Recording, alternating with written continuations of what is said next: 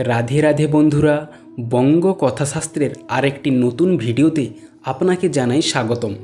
আগামী 23শে মে বৃহস্পতিবার আসতে চলেছে বছরের সবথেকে পবিত্র ও শান্তিদায়ক পূর্ণিমা, অর্থাৎ বৌদ্ধ পূর্ণিমা বা বৈশাখী পূর্ণিমা। হিন্দু ধর্ম ও বৌদ্ধ ধর্মের মতে এই পূর্ণিমা অত্যন্ত ফলদায়ী ও কার্যকরী। এই দিনের মাহাত্ম্য অনেক। এই সময় শ্রী বিষ্ণু তার নবম অবতার বুদ্ধরূপে মর্তে আসেন, আর এই বিশেষ তিথি তাই বুদ্ধ পূর্ণিমা রূপে পালিত হয়। শুক্লপক্ষের পূর্ণিমা তিথি পড়েছে 22শে মে বুধবার। তিথি শুরু হচ্ছে সন্ধ্যা 6টা 47 মিনিটে। এই তিথি 23শে মে সন্ধ্যা 7টা 22 মিনিটে শেষ হবে। ফলে উদয়া তিথি অনুযায়ী বুদ্ধ পূর্ণিমা পালন হবে 23শে মে। 2024 সালে বুদ্ধ পূর্ণিমায় পড়েছে সর্বার্থ সিদ্ধিযোগ, শিবযোগ পড়েছে এই দিনে। সেই দিন ভাদ্র পড়েছে সন্ধ্যা 5টা 26 মিনিট থেকে পরের দিন সকাল 7টা 9 মিনিট পর্যন্ত। এই বছর বুদ্ধদেবের 2586তম জন্মদিন। 23শে মে স্নানদানের শুভ মুহূর্ত ভোর 4টে 4 থেকে 5টা 26 মিনিট পর্যন্ত। পুজোর জন্য শুভ সময় সকাল 10টা 35 মিনিট থেকে বেলা 12টা 18 মিনিট পর্যন্ত। হিন্দু ধর্ম ও বৌদ্ধ ধর্ম মতে বৌদ্ধ পূর্ণিমার দিন এমন কয়েকটি বিশেষ নিয়ম পালনের কথা বলা হয়েছে, যে নিয়মগুলি যদি আপনি শুদ্ধ মনে পালন করতে পারেন ও এমন কিছু কাজ যদি আপনি এই দিনে করতে পারেন, তাহলে কোনো প্রকার অশুভ শক্তি বা দারিদ্রতা আপনাকে স্পর্শ করতে পারবে না। এই ভিডিওটি দেখছেন এমন মা বোন ও ভক্তদের উদ্দেশ্যে আমার একটাই অনুরোধ, দয়া করে ভিডিওটি সম্পূর্ণ দেখুন এবং সকল নিয়মগুলি ঠিকভাবে জানুন। তবেই আপনি বৌদ্ধ পূর্ণিমার দ্বারা আপনার জীবনকে আরও সুন্দর করতে পারবেন। বৌদ্ধ শাস্ত্র ও হিন্দু শাস্ত্র মতে এই পূর্ণিমার দিন 4টি বিশেষ কাজের কথা বলা হয়েছে, যেই কাজগুলি শুদ্ধ মনে করলেই পাবেন ভগবান বিষ্ণু ও বৌদ্ধদেবের বিশেষ আশীর্বাদ। বিশেষ করে বাড়ির মা বোনদের অবশ্যই এই নিয়মগুলি পালন করা উচিত। তো চলুন আর দেরি না করে সেই বিশেষ নিয়মগুলি কি কি তা জেনে নেই। প্রথম, এই বিশেষ নিয়মে করুন লক্ষ্মী পুজো। বৌদ্ধ পূর্ণিমা তথা যে কোনো পূর্ণিমার দিন লক্ষ্মী পূজা করা অত্যন্ত শুভ মনে করা হয়, কিন্তু বৌদ্ধ পূর্ণিমা একটি অত্যন্ত শুভ পূর্ণিমা বলে গণ্য হয়। তাই এই দিনে কখনোই মাতা লক্ষ্মীকে পুজো করতে ভুলবেন না।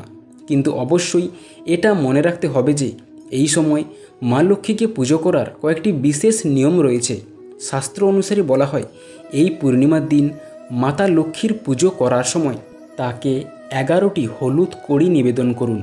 পরের দিন সেই কড়িগুলিকে মায়ের পায়ের তলা থেকে কুড়িয়ে এনে কোনো এক লাল রঙের কাপড়ে বেঁধে নিজের টাকা রাখার জায়গায় বা টাকার লকারে রেখে দিন। এই উপায় করলে আর্থিক সমস্যা থেকে মুক্তি পাওয়া যায়, ধনদেবী লক্ষ্মী প্রসন্ন হন। এছাড়া বৈশাখী পূর্ণিমায় মাতা লক্ষ্মীকে খুশি করার জন্য পায়েসের ভোগ নিবেদন করুন। পুজোর পর পরিবারের সমস্ত সদস্যদের মধ্যে এই প্রসাদ বিতরণ করুন।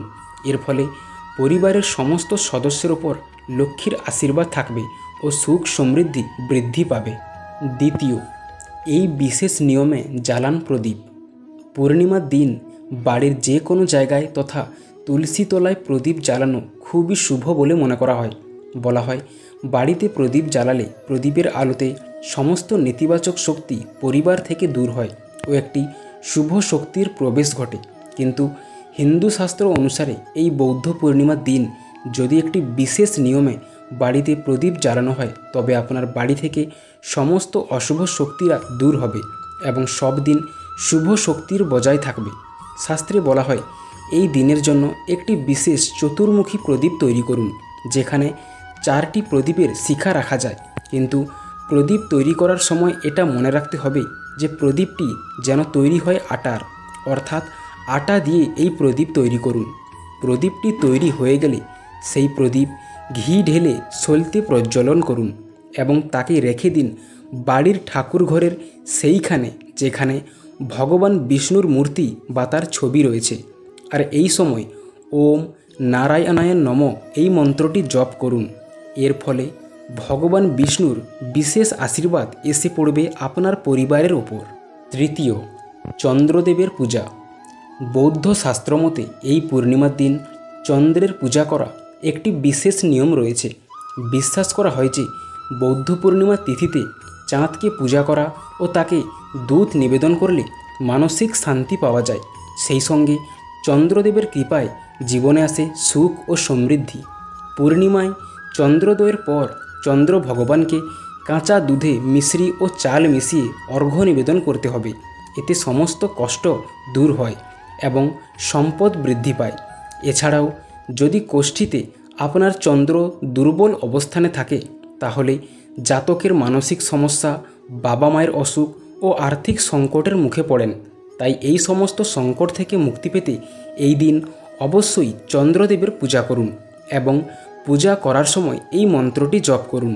মন্ত্রটি হল ওম শ্রাম শ্রীম শ্রোম সোহা চন্দ্রমাসে নমঃ। চতুর্থ, দান করুন এই বিশেষ দুটি জিনিস। হিন্দু ধর্মশাস্ত্র ও পুরাণে দান পুণ্যের ওপর বিশেষ জোর দেওয়া হয়েছে। ধর্ম অনুযায়ী দরিদ্র অসহায় ব্যক্তিদের দান করলে ঈশ্বরের আশীর্বাদ পাওয়া যায় এবং ব্যক্তি পুণ্যের অধিকারী হয়। বিশ্বাস অনুযায়ী দান পুণ্য করলে ইহজন্মে তার ফল পাওয়া যায় ঠিকই, পাশাপাশি পরলোক ও পরবর্তী প্রজন্মেও শুভ ফল পাবেন। তবে এই দিন কী বস্তু দান করবেন তার সবথেকে বেশি মাহাত্ম্য রাখে।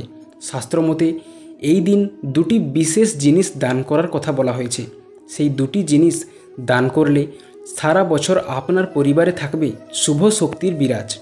আমরা সবাই জানি মা লক্ষ্মীর প্রিয় একটি বস্তু হলো ঝাঁটা, আর শনিদেবের কালো তিল খুবই প্রিয় একটি বস্তু। শনিদেব হলেন ন্যায়ের দেবতা এবং তাকে প্রসন্ন রাখলে তিনি কোনো নেতিবাচক শক্তি বাড়িতে প্রবেশ করতে দেন না। তাই এই দুই ভগবানকে খুশি রাখতে অবশ্যই এই দিন ঝাঁটা ও কালো তিল দান করুন। তো প্রিয় ভক্তগণ, যদি আপনিও বৌদ্ধ পূর্ণিমার দিন এই নিয়মগুলি পালন করতে পারেন তাহলে অবশ্যই আপনি এর শুভ ফলাফল পাবেন। তাই অবশ্যই এই দিনে এই নিয়মগুলি পালন করুন।